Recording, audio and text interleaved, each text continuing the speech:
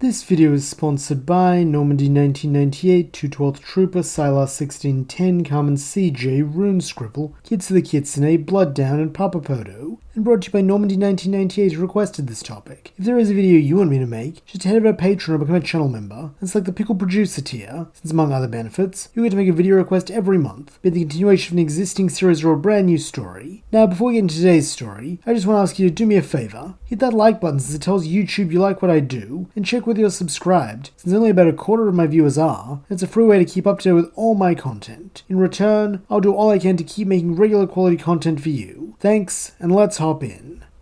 Our tale begins shortly after the defeat of Demon King Piccolo at the hands of the heroic Son Goku, though this is not his story. Instead, it is the story of a bumbler with an afro and a little monster who is about to change his life. As unbeknownst to this man, the Demon King has employed one final gambit to ensure his vengeance, expelling an egg that either fate, or maybe just the wind changing, is now being carried to him. It is here that we find Hercule, munching on a Chow Castle burger in preparation for the long commute back from Central City to Orange City, when suddenly, something big and hard strikes him in the back of the head. Letting out a loud scream of pain, the mustachioed man clutches the back of his head and leaps to his feet. Though fearing someone may have hurt him, he instinctively turns the scream into a roar of defiance, daring whoever threw that coward's punch to come out and face him like a man. When there's met with no response, Hercule begins to look around, sincerely hoping that his boast scared the attacker off, since that really hurt. Though what he finds is not a martial artist here to challenge him, but instead a large egg that is cracked open to reveal what looks kinda like a baby. Selfish and cowardly though he may be, even Hercule would not abandon a child to the elements, and so bending down, he pulls it out of the shell while wiping away chunks of purple yolk. Now that he has a better look at it, he's sure that it's a baby, albeit a weird baby, since it's got green skin, long pointy ears and antennae, though those are not the features he chooses to comment on. As giving the child a once-over, he muses that he can't see a thingy, so he guesses it's a girl. Alright, he always wanted a little girl, and now he's got the perfect name for her, Videl. Suddenly, the baby's eyes flash open, while in a voice that sounds like it crawled from the pits of hell itself, it flatly declares its refusal to be called any such name, since he is the Demon King Piccolo, or rather his reincarnation. For a moment, Hercule says nothing, simply blinking twice in order to check whether there's some kind of dream or hallucination. Then, when he is sure the glaring baby in his arms really did speak, he immediately shifts gears, going into full obsequious toady mode as he grovels that he can see the kingly resemblance, while imploring the mini-monarch to forgive him for not noticing sooner. It's just that he's a lot smaller and, covered in goo than the big green guy ever was. Jaw-clenching at this foolishness, Piccolo orders him to be silent, while declaring that he will be the first of his human slaves, an order Hercule does not object to, since if this tyke is anywhere near as strong as King Piccolo or his monster children, he's not going to tangle with him. No siree. He's just going to bide his time till the key gets distracted, then slip away while his back's turned. How long could that take? Evidently long enough for Piccolo to get hungry.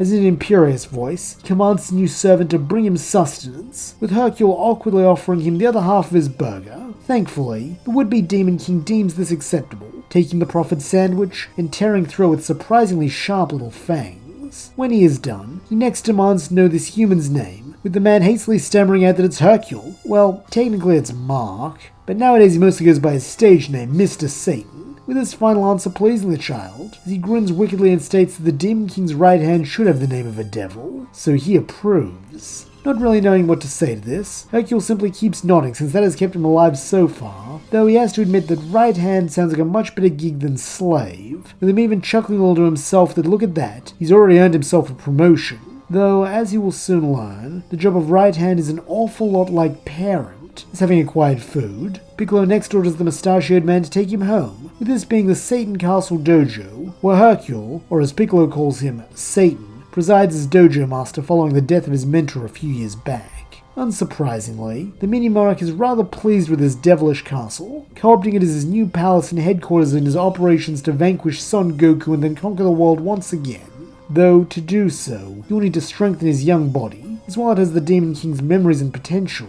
the muscles are small and soft. With this being where Hercule once again is called into service, as Piccolo demands that he instruct him in all the ways of the Satan Castle Dojo, while training with him every day until he has surpassed even the greatness of the original King Piccolo. This certainly puts a cramp in Hercule's plans of fleeing, though he is not entirely disappointed, as there's something in the way the little guy looks up at him, like he needs him even if he won't admit it, that warms the mustachioed martial artist's heart. And so, their training begins, with Hercule teaching the boy the foundations of martial arts, something King Piccolo had never had, with this complementing the Demon King's self-taught genius nicely, and allowing him to utilize his formidable strength more effectively. Not only that, but he also begins learning the castle's underhanded style directly from the man who made duplicity an art form, with this ingraining some habits in Piccolo that were present in King Piccolo but not in Junior, like a certain readiness to fight dirty and exploit shortcuts, since in his eyes, if an enemy is foolish enough to let themselves be tricked, then they deserve what happens to them. Though just because he is okay with tricks and shortcuts does not mean he is okay with slacking, something demonstrated in the intensity with which he forces Hercule and the other members of the dojo to train, since he will not have his new army be weak and pathetic, especially when his right-hand man, who is pushed harder than all the others combined, both to keep up with Piccolo's relentless training regimen to beat Son Goku, and simply by the fact that he is the one most frequently sparring with the tiny tyrant himself, which serves as high difficulty, but also high yield training for him. Though training is not all they do, since as the Demon King's most trusted quote-unquote slave, Hercule is also in charge of feeding, bathing, and otherwise entertaining Piccolo, with this final activity proving the most challenging, since kids aren't really Hercule's wheelhouse, and it's not like there are any parenting books on how to raise your tiny green overlord. Nonetheless, he makes a genuine effort, initially taking Piccolo to places he sees other young families go like parks and playgrounds, though when these prove predictably disastrous, he next moves on to simply showing the boy the world, not from the perspective of a malefic Demon King, but just exploring cities, seeing sights, and eating ice cream together. While Piccolo does remain aloof throughout, and is quick to criticize this time could be better spent training, he does not actively object, with Hercule taking this to mean that he likes them, which is good since in spite of himself, he's come to quite enjoy spending time with the kid too, both in the training ring and out and about, especially when he stumbles upon something Piccolo has never seen before in his memories, and then he gets to witness him experience a first, such as when they go to the carnival one day, and Piccolo discovers his love for bumper cars, or rather ramming human children, but it's still good fun when no one gets seriously hurt. The same cannot be said for another trip they take, though, as one evening, while passing by a big stadium that seems to be in the midst of a concert, Piccolo clutches his ears in evident agony. Worriedly, Hercule asks if the little fellow is okay, though paying this no mind, Piccolo channels his flight powers to lift himself out of the baby carrier he'd been allowing his servant to place him in so he didn't have to walk, and begins flying in the direction of the stadium. Fearing that someone's gonna die if he doesn't get there first, the mustachioed martial artist likewise employs this power, having learned at his young charge's insistence during one of their training sessions, this allowing him to chase after Piccolo and touch down the stage, just as the kid is powering up a key blast to vaporize a beautiful woman holding a microphone. Recognizing her as the famous singer Miguel, Hercule is quick to leap to her defense, standing between her and Piccolo as he implores his liege to spare her. Unmoved, the Green Demon retorts that her loud sounds are a threat to him, so she must die. Though pulling on his own wiliness, the human fighter argues that if she's a threat to him, the most powerful being on Earth, then she would be a valuable asset to their plans of world domination, and it would be, wasteful to destroy her. After a moment of thought, Piccolo agrees, claiming Miguel is yet another of his subjects before flying off, with this leaving Hercule the awkward task of explaining the situation. Fortunately, Miguel is quite understanding, and even thinks it's cute how devoted of a father Hercule is to the boy. Truthfully, this is the first time anyone has used the term father to describe him, though, liking the way it sounds when she says it, the burly braggart owns it, grinning that yeah, he's the world's best dad before laughing heartily. Following this, Miguel begins spending more and more time at the Satan Castle, and while she keeps her music far away from Piccolo as not to hurt him, she quickly grows very close to his mustachioed manservant, with the pair eventually getting together. As part of this, she also assists in the little green monster's care, though in truth, he's not that little anymore, as by the time of his second birthday, he's a 7'5" mass of muscles. Nonetheless, she still supports him any way she can, be it by providing boundaries, the only person in the castle unafraid to tell him when he oversteps or lashes out, or even just watching him practice his cape flourishes and giving tips on how to make an entrance, since now that he's gotten a strong grip on martial arts, Hercule has moved to teaching him showmanship, which he assures his master is even more important than raw strength when it comes to awing or terrifying the public. Thanks to this, Junior certainly embodies King Piccolo's theatricality in a way he did not in canon, while on the Miguel front, he mostly dismisses her as a troublesome woman, yet he never tells her to leave, and at times even seeks her counsel, since as a successful performer, Piccolo recognizes she may know some secrets about the art of stagecraft that even Satan cannot teach him. Finally, the day of the 23rd World Martial Arts Tournament arrives, with Piccolo commanding his minions to descend upon the competition and show everyone the might of Satan Castle. Having spent the last several years preparing for this, the students led by Hercule let out a mighty war cry, while Miguel smiles that she'll be in the crowd cheering them on. This going a long way to bolster their spirits, since between their King's hellish training and Miss Miguel's support, they're gonna win for sure. They do not win for sure, or in most cases at all, as aside from Hercule, all of the Satan Castle students were eliminated in the preliminaries. Though, to their credit, they do provide a decent challenge for the human Z-fighters like Tien, Chaozu, Krillin, and Yamcha, showing how strong they've gotten under Piccolo's tutelage. The only exception to this are naturally the not-so-jolly Green Giant himself, who advances to the quarterfinals like Canon, and Hercule, who has the unenviable task of being paired up with Cyborg Tao. Even underneath all his modifications, the mustachioed martial artist still recognizes his master's killer, and so prepares to fall back on one of his most reliable tricks, faking a stomachache so he can bow out of the fight without losing face. That is, until he locks eyes with Piccolo, who is watching him from the side of the ring. And as if reading his servant's mind, the green fighter shoots him a glare that very clearly says, "Don't even think about it, you coward." While not motivational in the conventional sense, the sheer terror Hercule feels at the thought of Piccolo's wrath is enough to eclipse his fear of Tao, allowing him to charge in and launch a dynamite kick that sends the cyborg flying out of the ring. For a moment, no one can believe it, least of all Satan himself. Though, as he looks at the monster who once represented an insurmountable peak of power lying on the floor, he's forced to reckon with the fact that training with Piccolo has actually made him into the kind of strong fighter he's always boasted about being.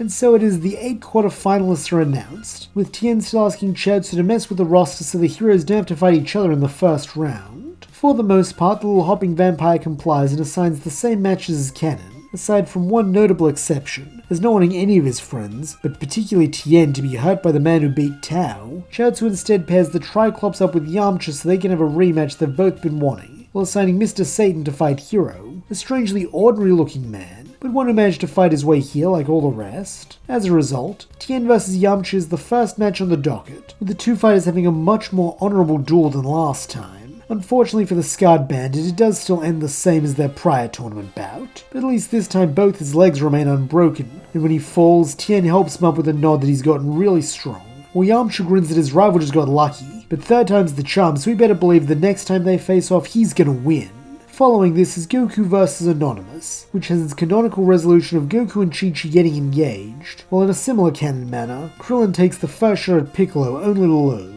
Though the bald monk does at least earn some modicum of respect from the demon for recognizing his Satan-style tricks for what they are as a former schemer and trickster himself, and so chooses to forfeit since between them and the sheer power difference between them, he knows he can't win, and doesn't feel like dying for a second time to one of King Piccolo's kids. This just leaves Mr. Satan vs Hero, this having been Chaozu's plan all along, as by putting this match and Piccolo's side by side, either the Demon King will lose his ally Hero in the first round, or have to fight him in the next one, meaning either way one member of the villainous duo is going to be eliminated soon. Though surprisingly, when Hero squares off with Hercule in the ring, he does not see him as a villain, instead going so far as to admit to the mustachioed martial artist that he is Kami, Piccolo's other half, and that he has been watching him these last 3 years since becoming the Demon Spawn's guardian. While he would not have believed it possible, he can see that thanks to his influence, this iteration of Piccolo is not pure evil like his father, so for that he is grateful, even if he must still stop him for the sake of the world. With this, Kami knocks Hercule out of the ring, ending his tournament run and advancing to the semis against Piccolo. Though even as he rubs a massive lump on his head where he hit the barrier, Hercule still feels pretty proud of his accomplishment, especially when Miguel comes over to give him a good job kiss, this finally giving him the courage to do something he's wanted to do for a long time, as taking a page from Son Goku's book,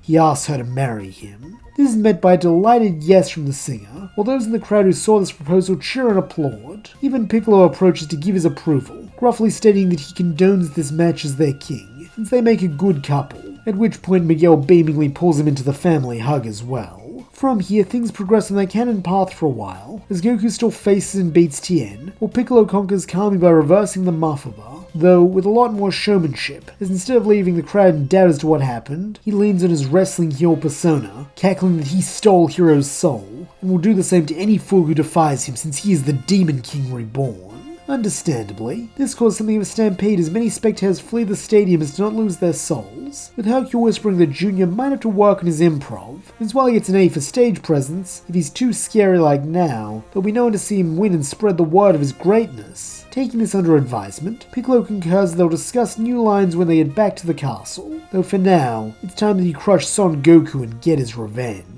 due to having entered under his real name. Since Demon King Piccolo is a much better branding than Ma Jr., everyone knows this is the rematch between the monster who once conquered the world and his vanquisher, with Piccolo making sure that any who are unaware learn the truth, as he issues a dramatic call out that he will kill this orange fool right here in the ring by tearing a hole through his chest, just as Goku did to his father. This adds a clear air of tension to the proceedings. Though remaining resolute as ever, Goku steps up to face his strongest foe yet. However, this will be unlike any fight the spiky-haired hero has ever fought, so on top of his incredible power, Piccolo also possesses a wide array of underhanded tricks that he did not in canon. One such move is to extend his arms about half a foot while throwing a punch, as the speed of his movement obscures the change, while his opponent is unable to prepare, since their own fighting instincts work against them due to having already gauged his reach and timed the incoming hit accordingly, only to be struck early and with the demon's full might. Here Goku is no exception, as he is struck several times by this sneaky style of punching, with his martial arts instinct indeed allowing Piccolo to take him by surprise as he gets in before he is fully braced. However, Goku is not entirely instinctual, and due to possessing preternatural combat intelligence, he is able to get the gist when Piccolo's hits keep landing before they should. Consequently, he decides to test his theory, lunging too early much to the chagrin of his friends, only for this to actually be perfect timing, as his hand closes around the demon's extended wrist, preventing the hit while he grins that he thought so. In turn, Piccolo is impressed that his nemesis was able to see through this, though, as he is quick to point out, he has many other Satan-style techniques, with one being gigantification, allowing Goku to leap down his throat and attempt to reclaim Kami's bottle. However, here this is actually a feint, as having known Goku would do this, Piccolo begins shrinking as soon as the orange-clad fighter leaps down his throat, intent on crushing him to death with his compacting organs and muscles. Though, here it is Goku's turn to play a trick, as firing a Kamehameha to Piccolo's stomach, he is able to leap out just in time with the bottle, while due to the proportional size of the hole to the Green Goliath's overall body being small, he is able to regenerate this, rather than it being a death blow like it was for his father. With Kami freed, Goku is at last able to go all out, showing off the skills he learned during his 3 years on Kami's lookout, while in turn Piccolo digs deep on the bag of tricks he learned under Mr. Satan, so that when they clash once more, it is truly as the student of God against the student of the devil. And as is the way in most myths, God prevails, with Piccolo being knocked from the ring and laying bloody on the ground, while a small distance away, Goku does likewise, recognizing this is the hardest fight either of them has ever fought. As he is declared the winner and his friends run to him, so do Hercule, Miguel, and the Satan Castle students approach Piccolo, not out of fear, as he could hardly hurt a fly in his condition, let alone them, but out of loyalty, as they cheer their king was so cool out there. In fact, Hercule is so impressed by his young charge that he attempts to call foul on the whole fight, claiming that Piccolo got a stomachache before Goku landed his final blow, so that win doesn't count. Though showing he still has some honor left in him, Piccolo silences his minion and states the Son Goku won. This time, before allowing Miguel and Satan to help him to his feet, as they begin making their way back to the dojo to train for their next fight with their orange-clad nemesis. Though, training is not the only event on the horizon, as there is also Hercule and Miguel's wedding, with this quickly expanding into something of a celebrity event, both because of the couple's penchant for flashiness, and also because she's a world-famous idol, while his performance in the 23rd World Martial Arts Tournament rocketed him into prominence in the martial arts world. Using their collective genius for PR, Hercule and Miguel decide to use their wedding party as an advertisement for the dojo,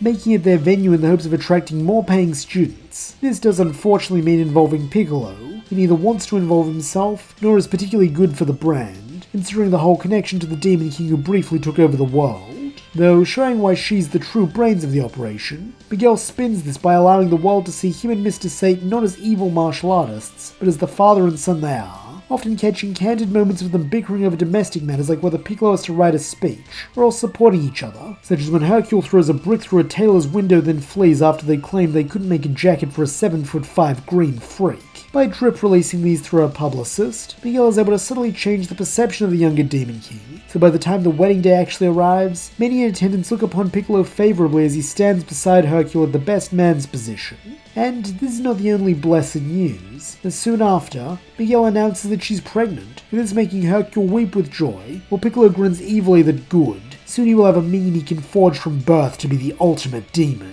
Either way, both do reduce their training loads slightly over the next 9 months to ensure she has all that she needs, since while they could assign dojo students to attend her, and do in the moments when they are training, they prefer to stay close, with Hercule doting on his wife to a comedic degree, while Piccolo scoffs at his servant to stop being a fool, though all the same he does provide aid, using his stretchy arms to reach for things Miguel needs, and informing over a baby's first heartbeats with his advanced hearing. Though this care is not entirely one-sided, as even now Miguel continues to support Piccolo and Hercule as they train, such as cheering them on, offering staging tips to Piccolo, and bringing the first aid kit for Hercule when the Green Giant hits him too hard, right up until the day she goes into labor, the day she dies. Due to not being the father, even if Miguel and Hercule do protest that he's family, Piccolo is made to stay in the waiting room, meaning he does not know how it happens. All he receives is a tired doctor's apology that she didn't make it. At once, something twists inside Piccolo, a rage similar to what he used to feel when he thought of Son Goku, since this should not be. Miguel should not be dead. She did not get his leave as king to die, nor does the world have any right to take her from him since he is its rightful ruler.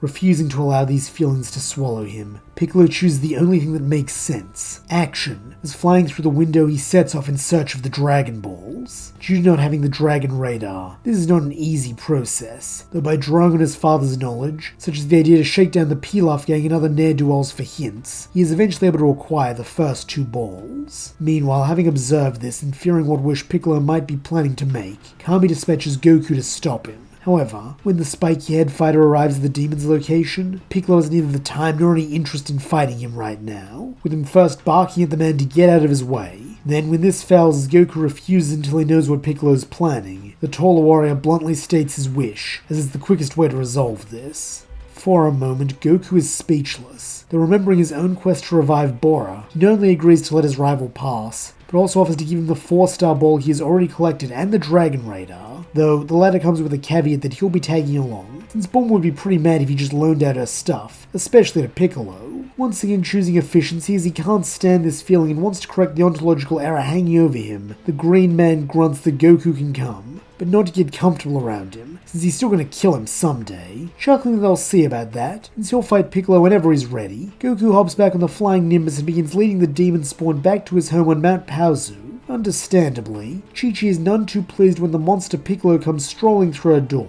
Though still upbeat, Goku assures her it's okay, and explains that he's trying to revive his mum, with this earning a furious glare as Piccolo snaps him not to apply foolish human terms to his relationship with his servants. Having lost her own mother quite young, this does cause Chi-Chi to soften ever so slightly, though she is still quick to give him a piece of her mind, warning that he better not attack her Goku while he's helping him like this, and likewise being quite relieved to see him go when the pair of the Dragon Radar and 4-star ball. From here, the hunt goes much quicker, as the radar takes a lot of the guesswork out of finding Dragon Balls, though it does give the 2 fighters a chance to talk, with Goku asking a bit about Piccolo's life outside of the tournament, since he always seemed to be less of a jerk than King Piccolo, and now he's doing something downright heroic. While this would normally be met with a dismissive grunt from the canon Piccolo, this one has inherited Hercule's love of talking about himself, with him recounting his intense training at the dojo, which in turn bleeds into his life with Hercule and Miguel. These stories quickly put a smile on the spiky-haired hero's face, especially the news about the baby, as he grins that Chi-Chi actually just told him that they're gonna have a kid too, so maybe he can train his kid and Piccolo can train Satan's kid, and they can fight in a future world tournament. Though the idea is patently absurd, Piccolo can't help but feel the corners of his mouth twitch, as he scoffs that he'll make sure his brat wins, and then he'll come in and finish off Goku and his spawn, a claim that makes the orange-clad fighter giggle as he agrees that it'll certainly be something to look forward to.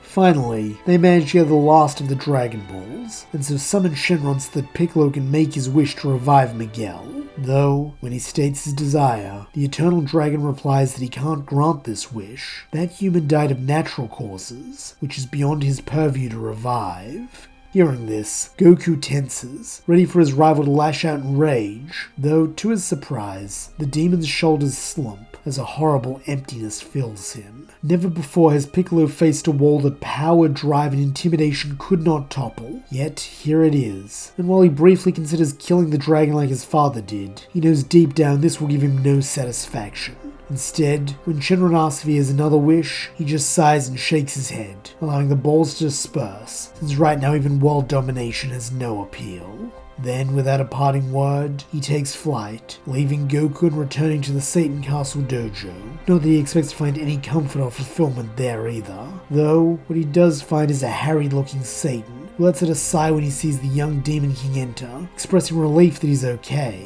Bitterly, Piccolo protests that it doesn't matter, since he failed. though placing a hand on his back, the mustachioed man retorts that he knows she'd be proud of the effort. As he says this, he begins gently guiding Piccolo towards the nursery, where a small swaddled bundle is sleeping peacefully, and giving it a weak smile before looking back at Piccolo, Hercule introduces him to his little sister Videl. Wordlessly, the demon approaches the crib, and as soon as his eyes fall upon the baby, he immediately recognizes traces of Miguel in her face. This both softens and deepens the ache he feels, though as he runs a clawed finger along her cheek, he swears that no harm will befall her while he is present. And so, time passes again, with Piccolo, Hercule, and Videl finding their new normal, even if it can never be the same as it was before. As part of this, Piccolo throws himself back into training, being more devoted than ever both to protect his so-called kingdom and to crush all those who would oppose him. This also includes overcoming his known weaknesses, or at least, that is how he justifies frequently playing Miguel's music, claiming that since they heard him when they first met, this is a kind of auditory training to make himself invincible. Though no one at the dojo truly believes this, none challenge him on it, allowing her songs to permeate the halls of the castle, so that at times, it almost feels like she's still there. As the years roll on, Videl quickly proves herself an eager member of the castle's fighting force, joining her father and brother in their training, with Piccolo taking pains to mentor her personally, as it seems she has even more potential than Hercule. Thanks to this, by the time she is 5 years old, she is already among the top students, toppling black belts and even knowing how to fire small ki blasts. It is during one of these sessions that we find the trio once again, as father and daughter are locked in a spar against their green overlord, with Videl serving as the tip of the spear and charging her brother headlong with a scream, while Hercule capitalizes on the distraction to slip out of sight and sweep Piccolo's legs from behind. However, this training is brought to a sudden halt as both Piccolo and Satan sense a massive ki, unlike any they have ever felt before on Earth. Not only does its power dwarf even the strength of the demon and Goku combined, but there is a depth of evil to it that makes them shudder, and worst of all, it is currently heading right towards them. And that's where we'll leave things for now. Thank you so much for listening. I hope you enjoyed it, and if you did, please don't forget to like, subscribe, and leave your thoughts, suggestions, or screams of rage in the comments below.